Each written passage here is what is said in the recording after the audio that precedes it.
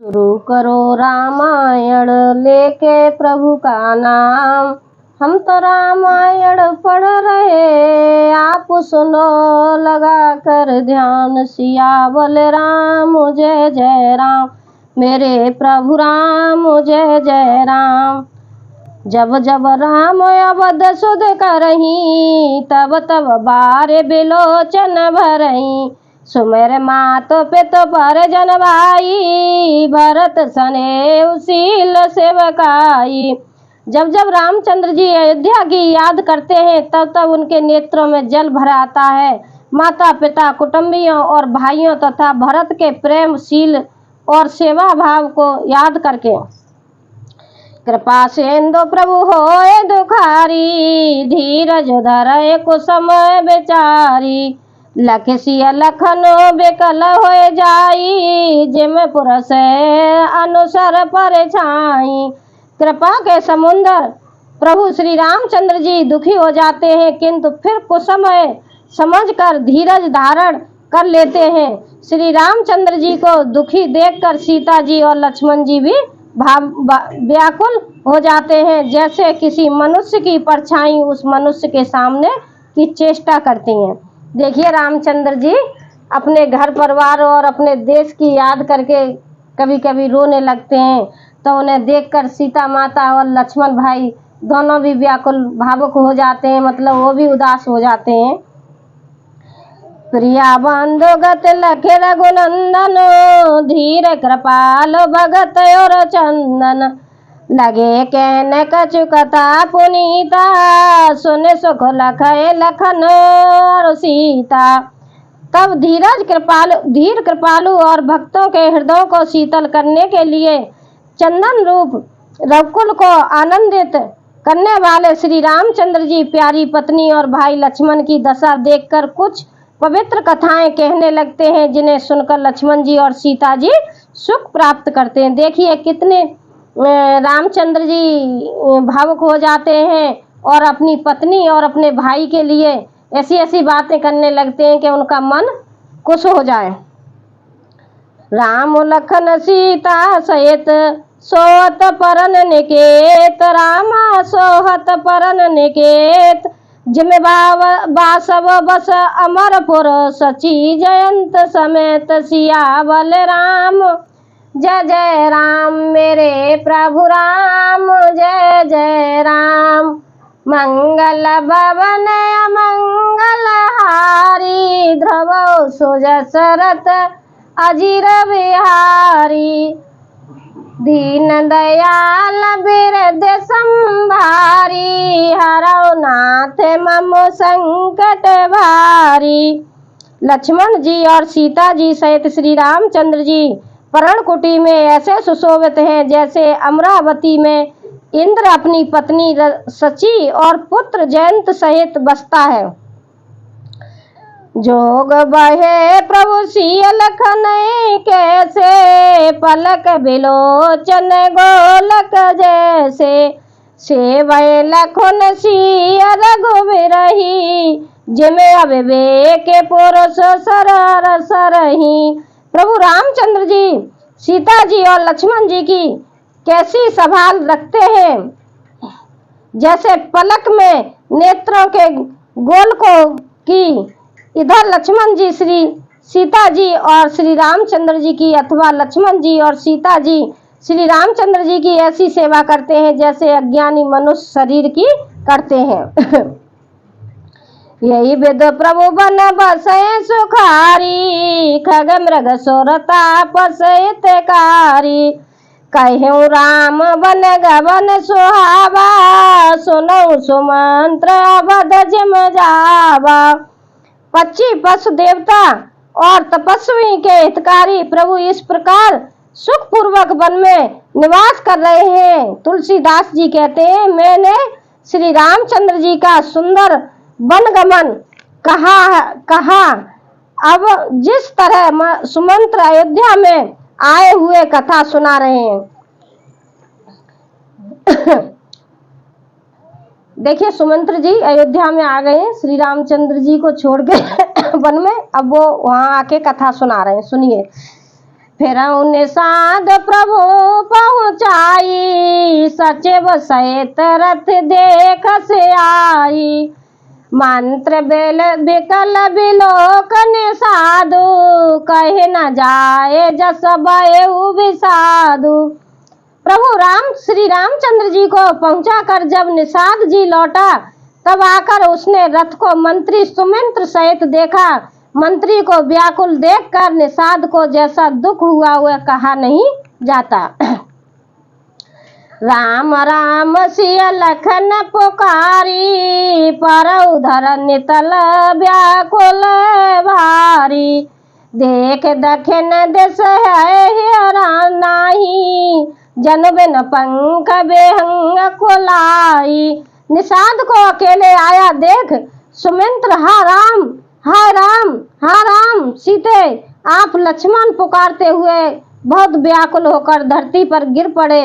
रथ के घोड़े दक्षिण दिशा की ओर जिधर श्री रामचंद्र जी गए थे देख देख कर हिनन आते हैं, मानो बिना पंख के पक्षी व्याकुल हो रहे हो।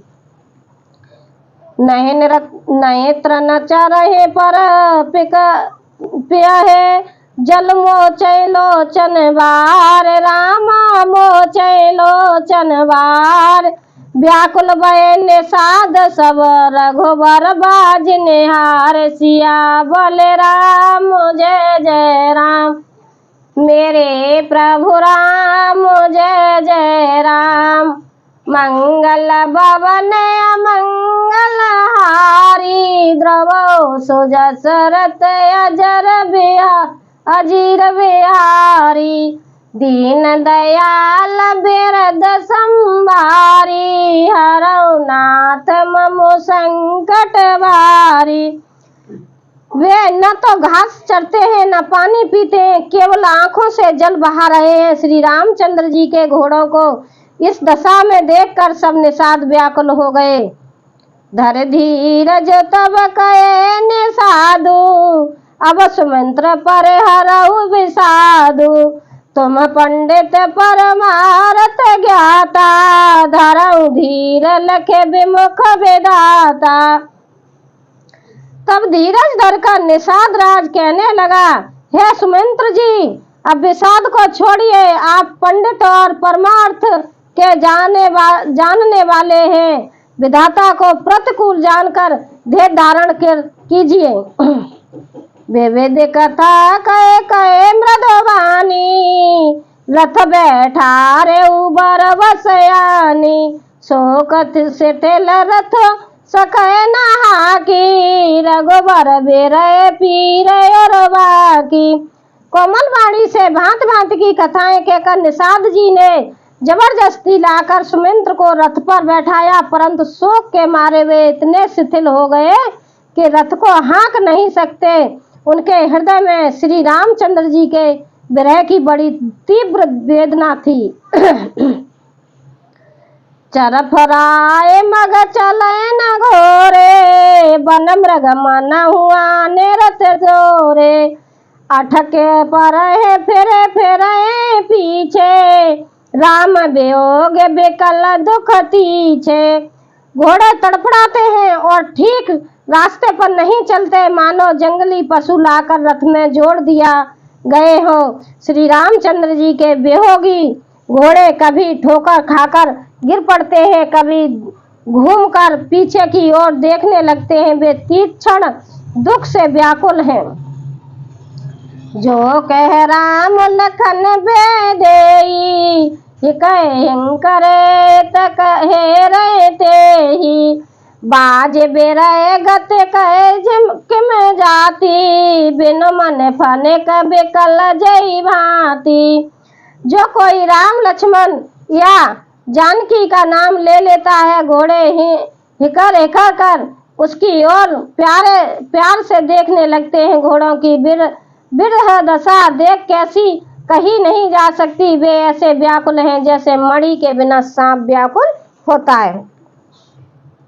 भयउ निषाद विषाद बस, देखत सचिव तुरंग। रामा देखत सचिव तुरंग, बोले विश्व सेवक चारे तब दिए सारथी संग सिया बलराम जय जय राम। मेरे प्रभु राम जय जय राम। मंगल भवन मंगल हारी ध्रुव सुजसरथ अजीर विहारी। दीन दयाल बिरद संभारी हरौ नाथ ममो संकट भारी। मंत्री और घोड़ों की ये दशा देखकर निषाद राज विषाद के बस हो गया। तब उसने अपने 4 उत्तम सेवक बुलाकर सारथी के साथ कर दिए। गोह सारथे फेर पहुँचाई बिरह विषाद बरन नहीं जाई। चले बदले रथ निषादा होए छनए छन मगन विषादा। निषाद राज गृह सारथी सुमिंद्र जी को पहुंचाकर विदा करके लौटा। उसके विरह और दुख का वर्णन नहीं किया जा सकता। वे चारों निषाद रथ लेकर अवध को चले। सुमंत्र और घोड़ों को देख देख कर वे भी क्षण भर विषाद में डूबे जाते थे। सोच सुमंत्र बेकल दुख दीना देग जीवन रघुबीर बहीना। रहे न अंतउ अधम शरीरु जसु न लगे बिछोरत रघुबीरु। व्याकुल और दुख से हीन हुए सुमिंद्र जी सोचते हैं कि रघुवीर के बिना जीने को धिक्कार है। आखिर ये अधम शरीर रहेगा तो है ही नहीं। अभी श्री रामचंद्र जी के बिछुड़ते ही छूट कर इसमें यश क्यों नहीं ले लिया।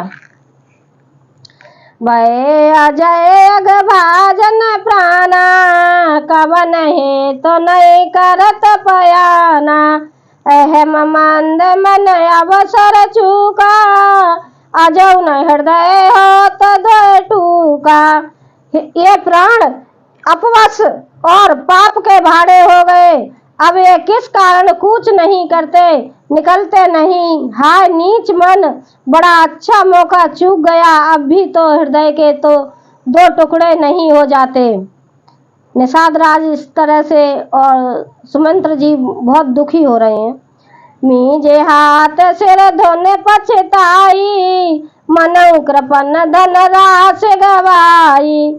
बिरद बांधे बर वीर बकहाई चले समर जन सोवट पड़ाई। सुमंत्र हाथ मल कर और सिर पीट कर पछताते हैं मानो कोई कंजूस धन का खजाना खो बैठा हो।